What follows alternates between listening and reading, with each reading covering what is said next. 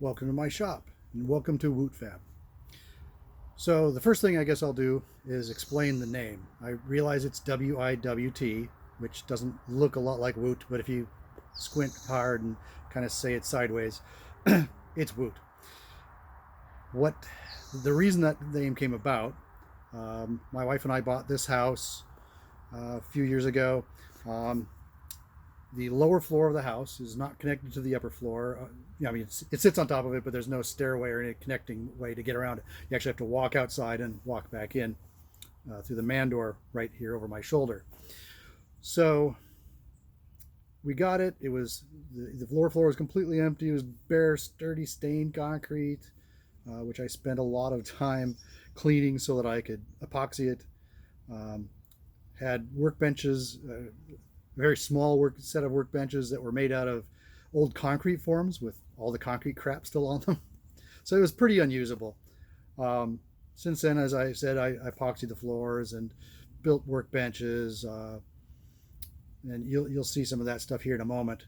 In any case, people would ask, well, what are you going to make down there? You're buying machine tools and all this stuff. What are you going to make? And my answer has always been, whatever I want to. So, WIWT, whatever I want to.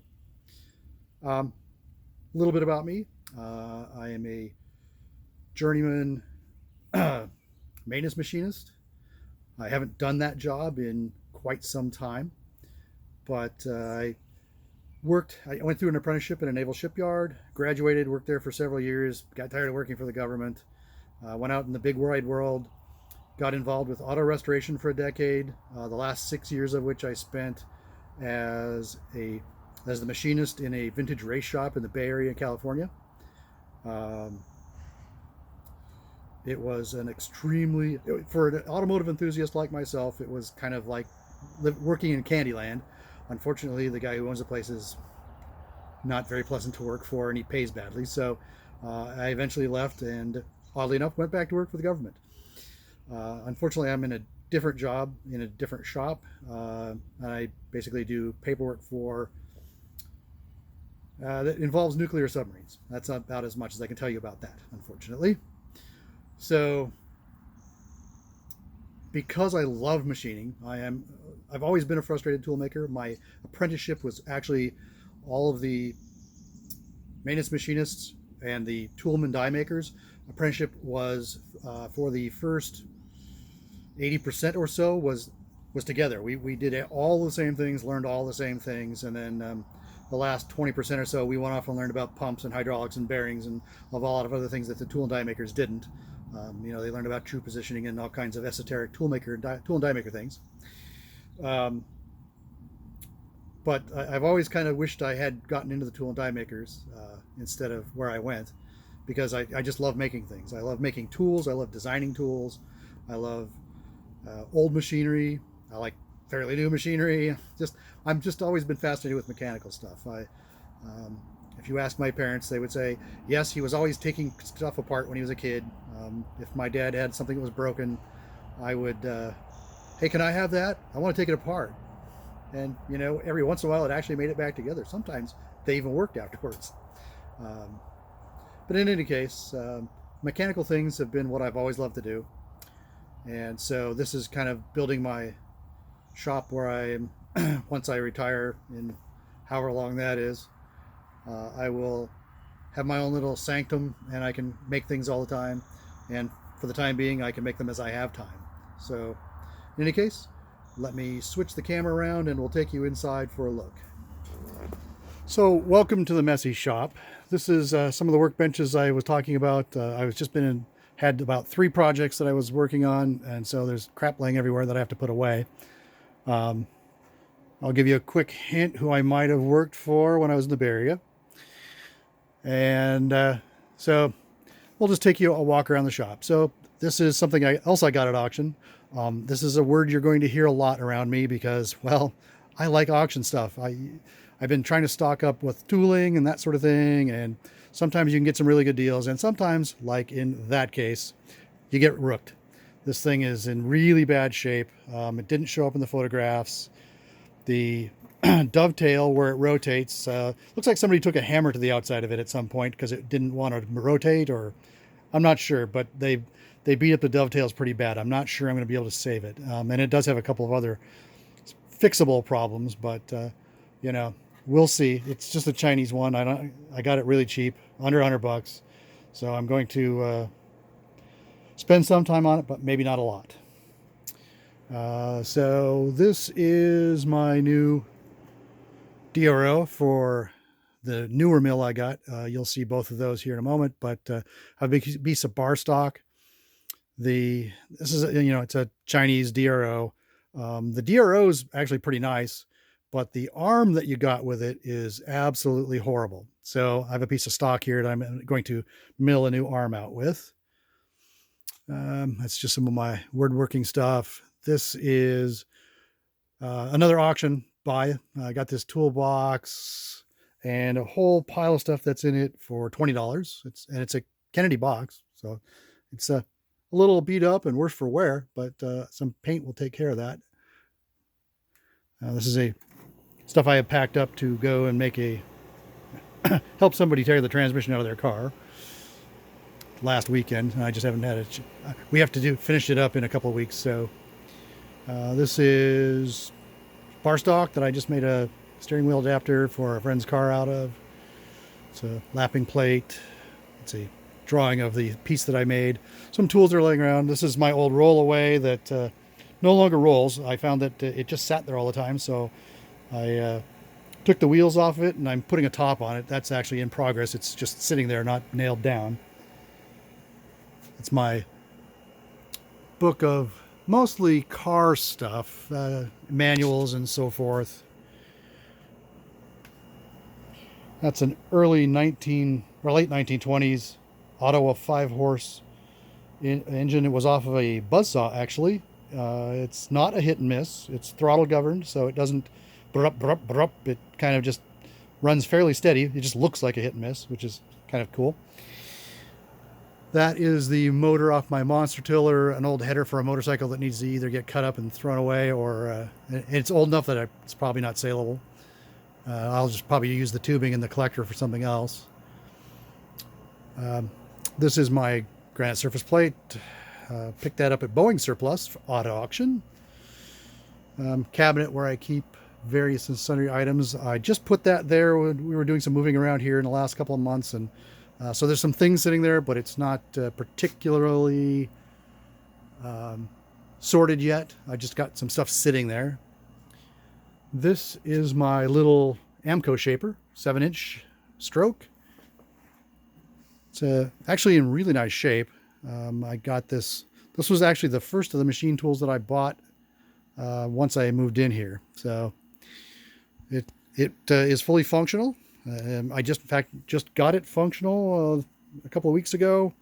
It had the original motor on it, and it was running the wrong way, and I could never figure it out. And I figured out that the one on my bandsaw was exactly the same motor, except it ran the right direction. And I'm going to replace the one on my bandsaw with a DC motor, and so I can vary the speed on it. It's an old Delta Homecraft that you'll see. This is storage area for mostly diagnostic tools and things like that.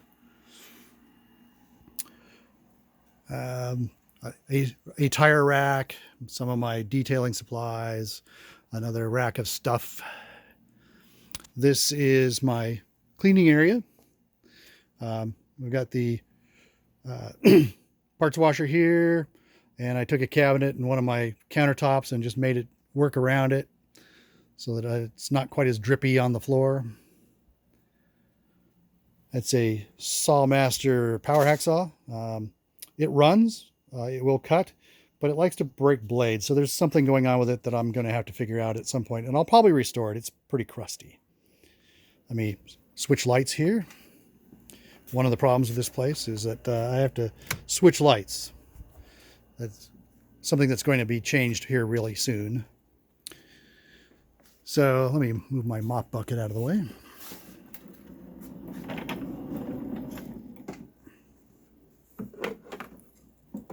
All right, this is my newest machine tool acquisition. This is a 1989 Alliant, basically a Bridgeport copy.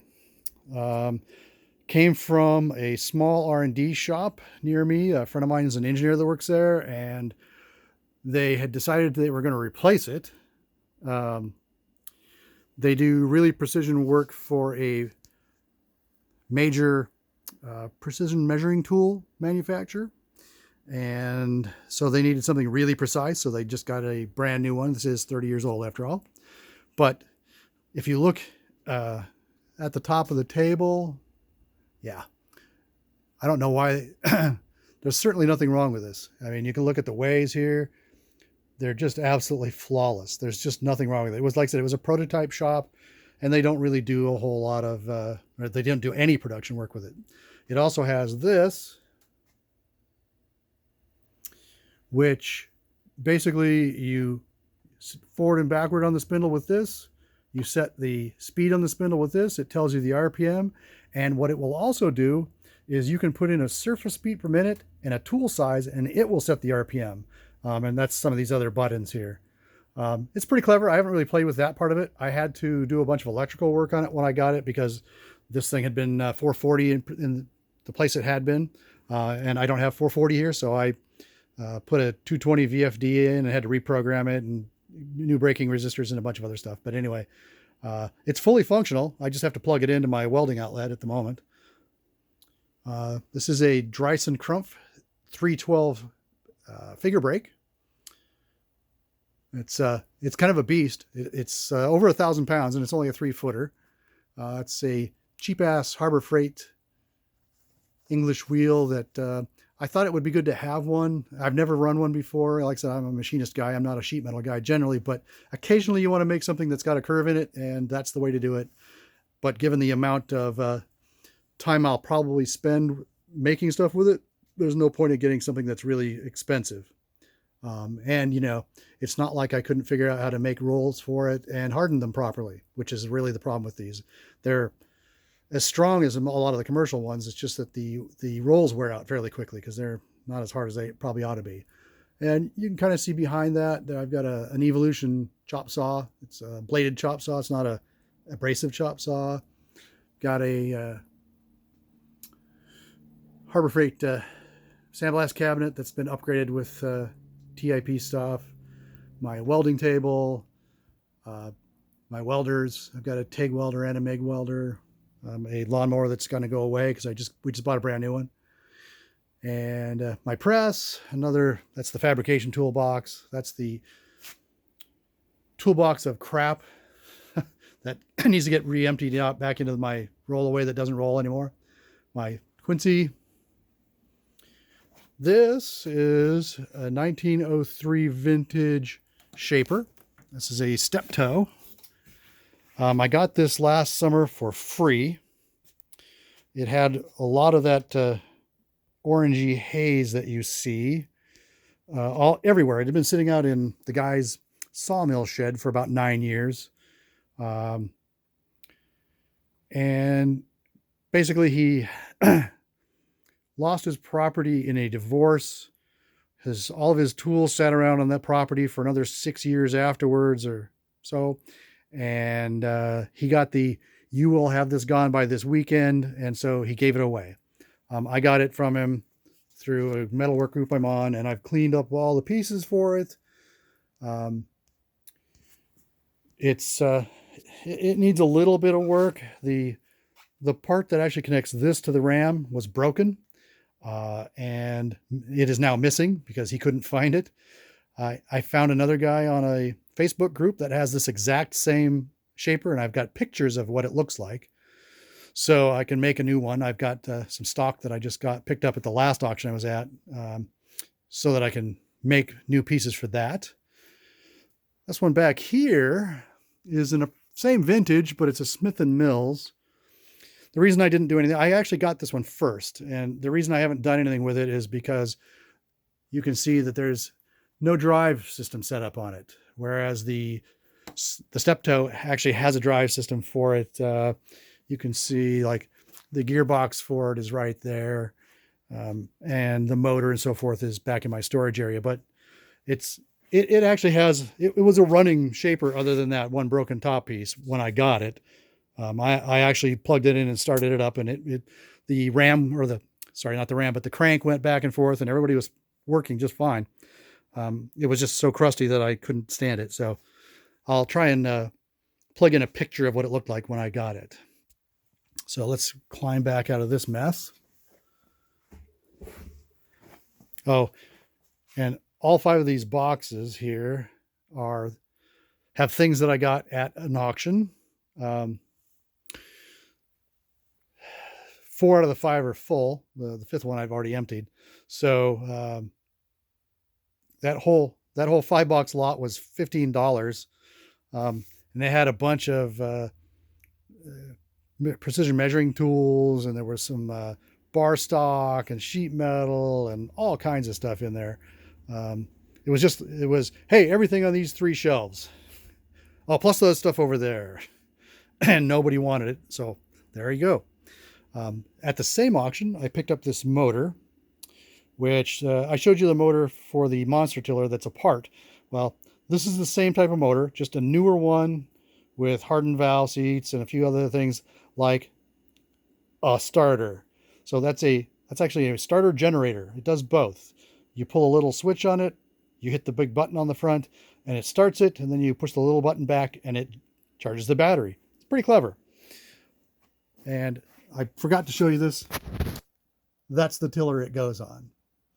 I need to get on that pretty quickly too, because I want to make some more space for my wife's flowers up in the front yard.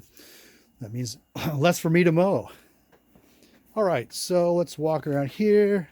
As I said, this is just a storage room back here. There's an engine and a seat for a project, a future project that I've got.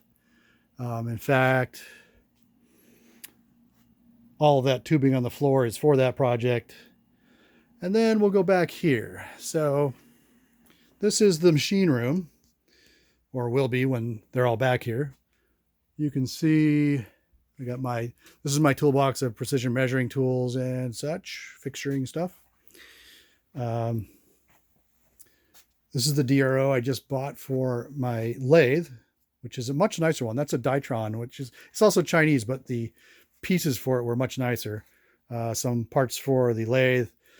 All of this stuff is more things that I got at auction. My mill vise. Let's see.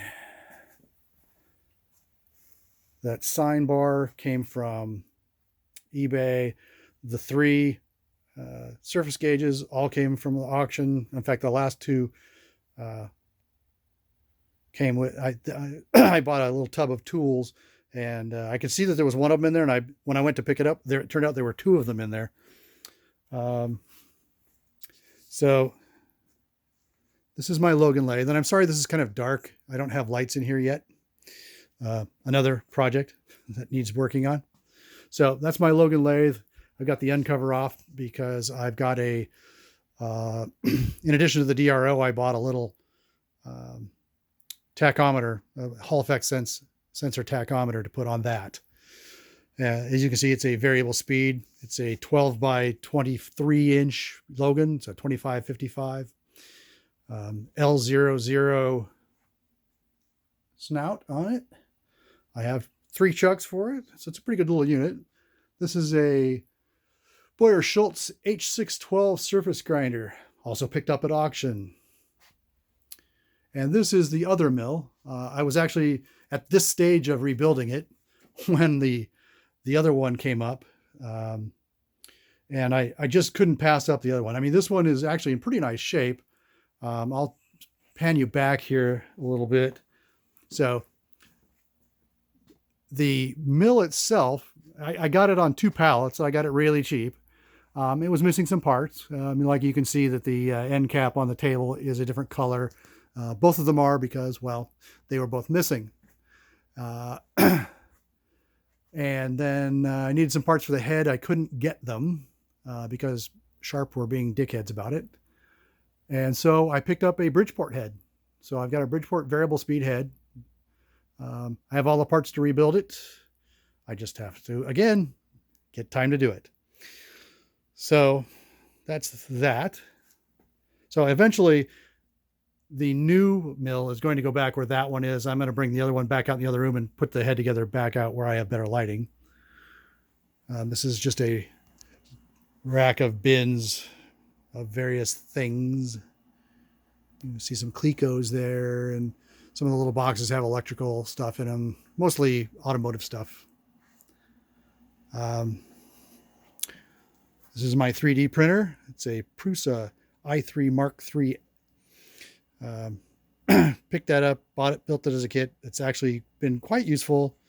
Need to get some more stuff done on it and learn. And I need to learn how to do Fusion 360 better. So, and that's the old motor off of the dead motor off of the little shaper. So that's about the end of the tour. So that's the tour. That's the shop. That's a little bit of my story. I'm hoping to bring some projects to life in front of you. If you enjoyed this and you want to find out more or you want to see more, please subscribe, please like. I can always use a thumbs up. And thank you for watching.